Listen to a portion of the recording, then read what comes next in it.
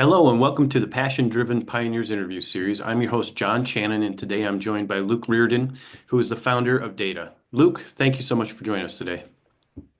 Yeah, thanks for having me on, John. Yeah, would you like to kick us off with a brief background as to who you are, what you do, and then the business that you're in? Sure. So, John, like you mentioned, my name is Luke Riordan.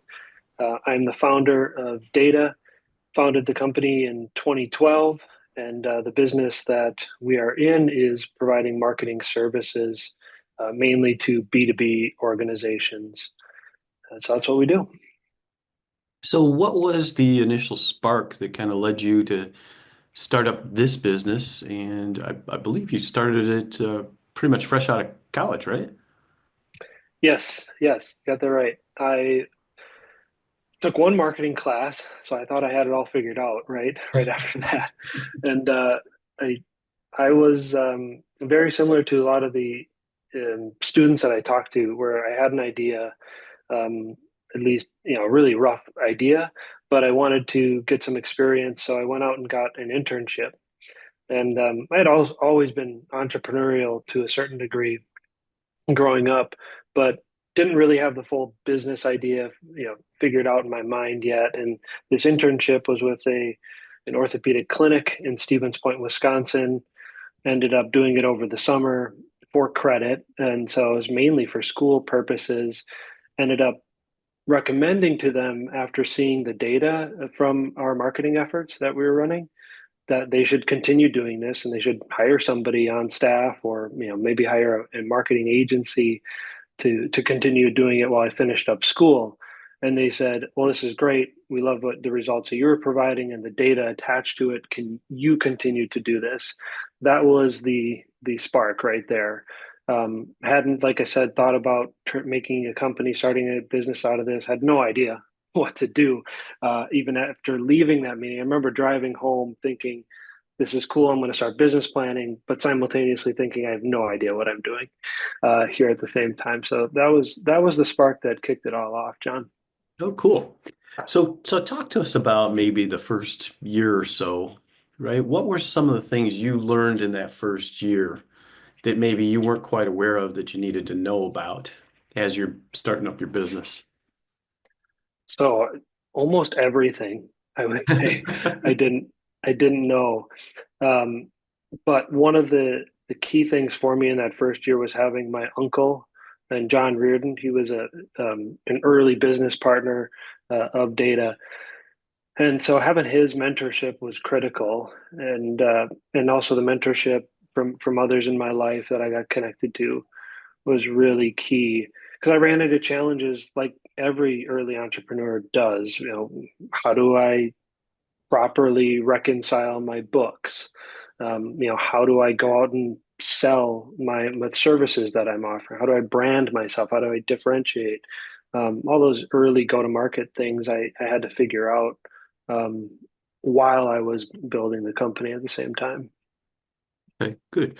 Maybe could you explain a little bit more about what data does as a business and for the audience? Because you're in I feel it's a unique niche. I haven't spoken with anybody that I think is in your type of niche before. So Yeah, absolutely. So we started out as a traditional agency or digital marketing company, and over the years we found out that, and this really goes back to the core, the beginning conversation that I had is that those doctors really gravitated towards being able to connect the business results back to the marketing campaigns that were run. And so we wanted to double down on that because that's what people were really interested in about. And to your point, not many agencies will really dive into that world of attribution. And it's more than just saying this campaign is generating these conversions. Doesn't mean much for a business owner, right? When you're getting conversions or even leads, if it's not turning into actual dollars. And so we started investing in technology and built out a platform. That process started in 2015. So about 3 years after we started the business. And the idea there was to scale our operation so that we could make true ROI more accessible for many of these smaller B2B companies that we're working with today so that they can attribute their marketing campaigns to actual dollars that is driving profitable revenue for them. Good. Well, listen, I appreciate you taking the time to explain that for the audience. Um, so let's talk a little bit about what was that work-life balance like at the beginning of getting this up and going, and then what does it look like now for you? Yeah, in the beginning, timing is really critical. At least that's one thing that I've learned looking back is I was a single guy, bachelor, right? I mean, no kids, no mortgage. That helped me a lot keep costs, my personal costs low, and was able to invest a lot of time into the company. I mean, I probably put in 100-hour weeks for years, um, something like that. Obviously flexed a little bit, but my life was pretty predictable back then. Whereas today, it's very different. And so, where I have children, mortgage, wife, other commitments, too outside of it. So yeah, life definitely evolved quite a bit, but it was a good thing for me to be pretty flexible early on. Good, good.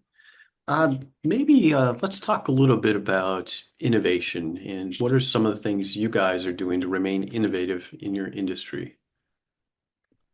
Yeah, so this is really core to what we do because going back to what I talked about in terms of attribution and how we stay innovative is really getting down to the truth, right? We'll know if a campaign isn't driving new sales, or we'll know if a campaign for a client is not performing, and our client will know that at the same time because of our dashboard and the transparency that we provide. So if they're not receiving a return on their investment from a campaign that maybe is spending a couple $1,000s per month, we need to be innovative quickly because our clients are going to expect that. We don't want to just waste their money moving forward. And so having our system built out like that and that encourages those truthful conversations to happen, and it's not always good. It encourages us to be innovative and act quickly because we need to make a change when the numbers are red or trending downward. Okay, good. Now let's talk a little bit about future plans and goals that you have for your business. Could you share with us some of those? Yeah, we want to continue to make marketing attribution accessible. So it's a tough challenge for us. Not everybody just achieves perfect marketing attribution, meaning that they know all of their campaigns are driving, this amount of revenue for their business. It's more of a dream that way for a more complex B2B business like the ones that we work with. And it's a spectrum, I would say. So, John, one of the things that we like to do is dive deeper into that hard problem of attribution specifically, and move our clients closer to the point where they can attribute their various different campaigns on site, off site, maybe it's in person at trade shows to those actual dollars. So we've got a survey that we're running, and we're trying to learn more and listen to our customers and potential customers on where there's gaps in their marketing attribution. And so that's where our business is headed, is to listen better to our potential customers, understanding what technologies they're using in terms of attribution, and then building product to support that and service to support our clients' efforts towards better marketing attribution. Mhm. Could you share with us maybe a few comments about in your industry, kind of those differences between doing this with a B2B business, right, versus doing this with maybe a B2C business? Yeah. So early on, and this is mainly driven by me and my issue, is I thought all business was good business, right? When we were generating clients in those early years. And so we would work with laundromats, tanning salons, I mean, insurance companies, accounting firms, um, auto dealership, like they're across the board. And we still have a lot of different industries represented, but now we focus in on what we would call businesses who are selling considered purchases, longer sales cycles. They're more complex as well. And that's been critical for us. And we had to learn it over the years, but Now, for example, one of those industries that we dive into most often and focus on is B2B software. And so that is an example of us getting smarter as we go and finding the companies that we work best with. Good, good. I appreciate you sharing that. So, knowing that this show, right, is really targeted towards people that are going to be in maybe their first few years of business or thinking about starting up a business, do you have any final thoughts or words of advice you'd like to share with our audience today? I'd say, and this is not a sales pitch for what you do, John. We didn't really talk about this beforehand, but having mentors, people who know things um, that you don't know around you was really critical for me. Um, I think the one thing I did right over the years was find people who were better at me in certain areas. And whether that was in my personal life, like I have a mentor in my personal life who helps me navigate. I'm divorced and have this, co-parenting situation and 50-50 custody. That's a tough thing for me to navigate. But I also have a mentor too on the business side of things. So I've done that from the start, and that was from the very beginning. My uncle John Riordan was there, but I've had multiple mentors in my life, board members, investors. Having a team around you for your various challenges, because they're, for me at least, I've had a lot of challenges in a lot of different departments, and that's taken different people to be around me at certain times of my life. And that team keeps evolving around me. It's not just my employees, right? That's an obvious one where I've got great people filling gaps, but they're people who care about me personally and in different areas of my life. Well, listen, I appreciate you taking the time and being vulnerable in the discussion a little bit here too. So thank you for Of that. course. And it was great to meet you. It was great learning more about your entrepreneurial journey.